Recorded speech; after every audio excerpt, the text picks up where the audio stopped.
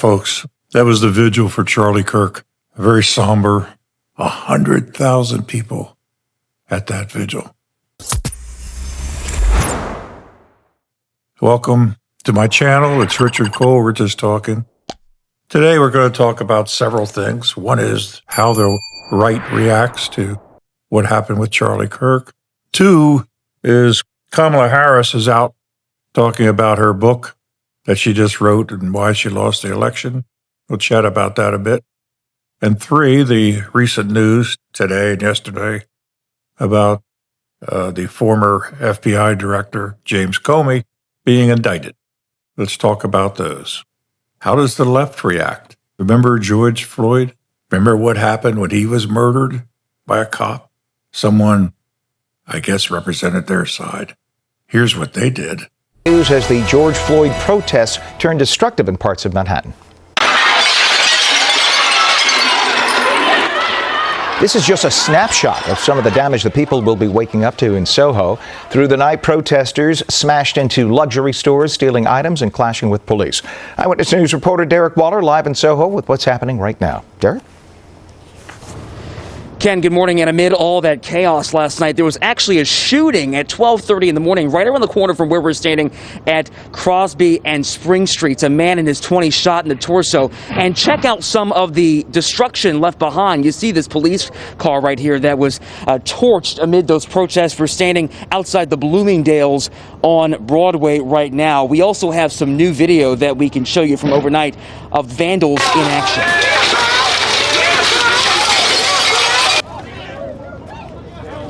Rioters smashed windows all along Broadway, Spring and West Broadway. High-end stores like Gucci, Versace, Tory Burch broken into and looted. Police believe the destruction is a result of organized anarchists infiltrating peaceful protests, finding areas where police are not present, and causing chaos. Yes, that's what the left did all over the country. Smashing windows, ruining businesses, taking over police departments, burning them down, and this is how they react. But again, here's a reminder. Here's how the right reacted.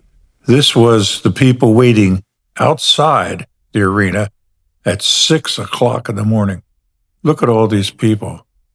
Look at their faces. They're youngsters. All ages. It's just amazing to me. This is how the right acts and reacts. Kamala Harris is out on a book tour right now and blaming the Democrats, blaming Biden, and making a lot of headlines, which gives her free publicity, and it's going to make her book a bestseller if it isn't already. It's just a joke. She calls it 107 days and says, that's all I had was 107 days, and I only had $1 billion to spend, and I spent it all. That's what she did. It's disgusting. Here she is talking to The View about why she lost this. What was the primary reason, do you think, that you lost? There are many factors, I think, that played into the outcome of that election. But I think probably one of the biggest in my mind is we just didn't have enough time. There's a race for president of the United States. The current sitting president is running for re-election. 3.5 months from the election, he decides not to run. The sitting vice president then takes the mantle, running against a former president of the United States who had been running for 10 years with 107 days. Yeah, honey, you forget the fact that there were 5 trials going on against that former president. You got now where you can call him a felon. He lost millions of dollars in a stupid lawsuit with that E. Jean Carroll.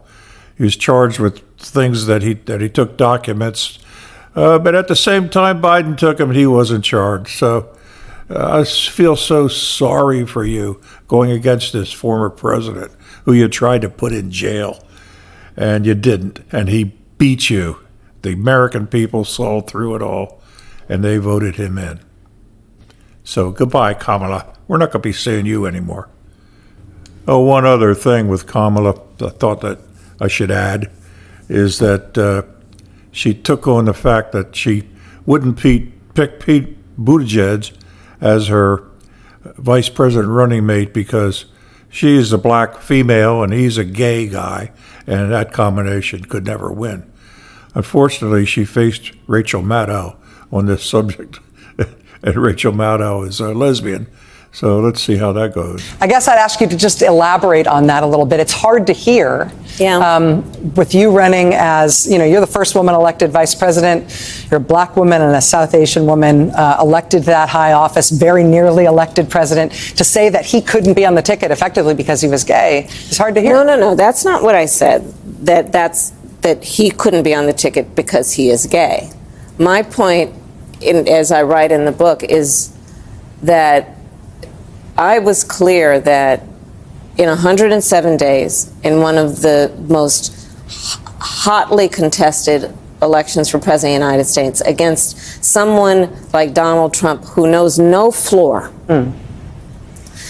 to be a black woman running for president of the United States and as a vice presidential running mate, a gay man, with the stakes being so high, it made me very sad, but I also realized it would be a real risk. I kind of stumble and mumble your way out of that one. But as I said before, goodbye. Goodbye to you. The third and final subject is that James Comey was indicted, and it has to do with his testifying was perjury and had to do with the Russian collusion that took place, and everybody knows it was all a big lie, and he was part of that lie. Here's some information on that. New revelations in the Flynn case, thanks to a filing from attorney Sidney Powell, have shown never-before-disclosed text messages shared by the FBI officials who began the Trump-Russia investigation. And to summarize, they always thought the whole thing was something of a joke. New information has come to light that the primary source of the Steele dossier, the debunked ledger accusing Trump of a vast conspiracy with the Kremlin, was in fact a Russian spy, and that the FBI knew full well that the source was a Russian spy, Igor Danchenko. Barr revealed this information Thursday, which means that those who spread the Russia collusion conspiracy theory were in fact participating in a Russian disinformation operation to undermine the election and the United States government. CNN and MSNBC led the way. So there's no doubt he was involved in all this. Someone said to me when this was announced that this is retribution. Well, retribution. Just for the heck of it, I looked it up. Retribution is the act of delivering punishment or vengeance in return for wrongdoing, injury, or sin. It can be the wrongdoing was legal wrongdoings and lying. And sure, this is retribution. I don't care. We got to get these guys. So what do? You just let them get away with this? They'll do it again. I don't believe in that. I'm sorry. That's how I feel. As you know, this channel is dedicated to my opinions. And I hope you agree with them. If you don't, I don't care. It's my opinion. Till next time, and I hope you will subscribe. That means a lot to me. And share my channel if you would. And we'll see what I cover the next time.